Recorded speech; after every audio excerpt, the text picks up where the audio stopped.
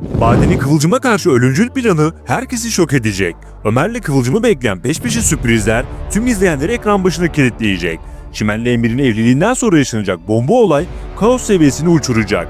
Fatih ile Başak için beklenmedik yeni bir dönem başlayacakken asıl büyük sürpriz ise İlhami ile ilgili yaşanacak. Asil, Nursema ve İlhami üçgeni kurulurken İlhami'nin birlikte olacağı beklenmedik isim şok etkisi yaratacak. Birazdan tüm bunlardan ve yeni gelişmelerden bahsedeceğiz. Videoya geçmeden önce Kıvılcım'la Ömer'in barışmasını ve eskisi gibi olmasını isteyenler videoyu beğensin, sayımızı görelim. İlk olarak Çimen'le Emir'in şok etkisi yaratan evliliğiyle ve devamında olacaklarla başlayalım. Salkım çok büyük bir hata yaparak kafasına göre bir sahne kurdu.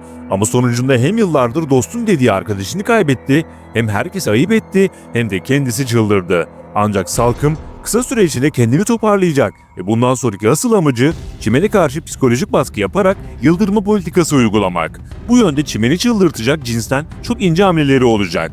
Emir'le Çimen, Salkım'ın eski evinde yaşamaya başlayacaklar ve böylece Doğa Pembe senaryosunun bir benzerini Çimen'le Salkım arasında izleyeceğiz. Ayrıca asıl büyük şoku Kıvılcım yaşayacak. Peş peşe şoklar yaşayan Kıvılcım, önce Ömer'le Bade'nin evlendiğini öğrenip yıkıldı, ardından bebeklerin karıştığı haberini alarak neye uğradığını şaşırdı ve şimdi de kafasına göre evlenmeyi hobi olarak gören Çimen'in ikinci defa habersiz bir şekilde evlenmesiyle sarsılacak.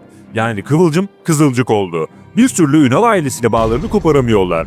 Üstelik asıl savaş şimdi başlıyor. İşte tam bu noktada Kıvılcım için çok daha kötü bir sürpriz yaşanacak. Şimdi gelelim bu konuya ve diğer bomba ve kaos dolu olaylara.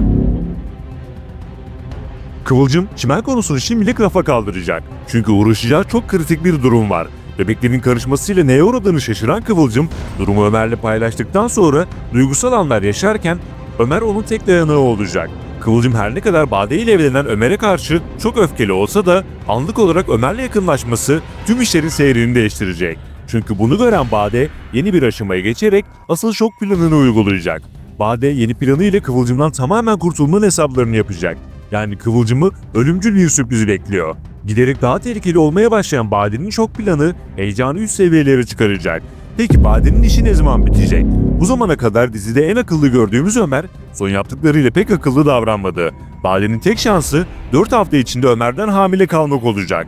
Ancak Ömer'in Bade'den uzak durması Bade'yi köşeye sıkıştıracak. Ayrıca Bade'nin doktoru para istedikten sonra her an Bade'yi satabilir. Böylece Ömer 2 bölüm sonra Bade'nin gerçek yüzünü görünce kıyametler kopmaya başlar. O zaman geldiğinde Bade adeta görkeme dönüşerek herkesi ateşe atacak büyük planını hayata geçirir. Ömer'le Kıvılcım ise aralarındaki bağın hiçbir şekilde ne olursa olsun kopmayacağını bir kez daha anlayacaklar.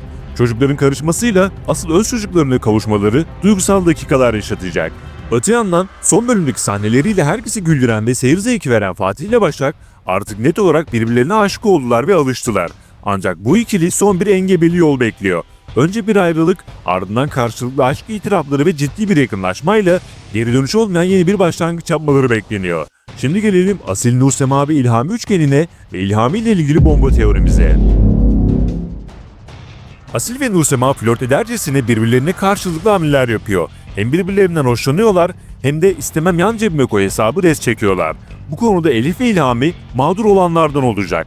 Asil Nursema'yı Elif'le kıskandırırken Nursema da Asil'i İlhami ile kıskandırmaya çalışırsa bu defa karşısında eski İlhami olmaz. İmamı zorla psikopata çevirmek için uğraşan Nursema başka bir şokla karşılaşabilir. Bu konudaki teorimize göre İlhami sürpriz bir şekilde Nilay ile yakınlık kurabilir. Eğer İlhami ve Nilay arasında bir etkileşim yaşanırsa şaşırmayız. Bu durum hem trajikomik hem de kaos dolu olur. Diğer yandan Rüzgar senaryosunun iptal edilmesiyle bu senaryo Asil üzerinden yürüyor. Dijital platform kuran Asil ve onunla çalışan Nursema arasında tüm aileyi derinden etkileyecek gelişmeler yaşanacak. Yakında Abdullah kalpten gidebilir. Ailelerin evlenme, boşanma, ölüm ve entrikalarına yetişemiyoruz. Son olarak dizinin sonraki durumuna bakacak olursak, uzun bir süredir liderliği taşıyacak bu deniz dizisine kaptanan Kızılcık Şerbeti, 4. sezon olmasına rağmen gayet iyi seviyede reytingler alıyor ve son dakika bir değişiklik olmazsa dizinin 5. sezonu da çekilecek. Sizler de diziyle ilgili fikirlerinizi yorumlara mutlaka yazın. Yeni içeriklerden anında haberdar olmak için kanala ücretsiz bir şekilde abone olup bildirimleri açabilirsiniz. Kendinize iyi bakın, hoşça kalın.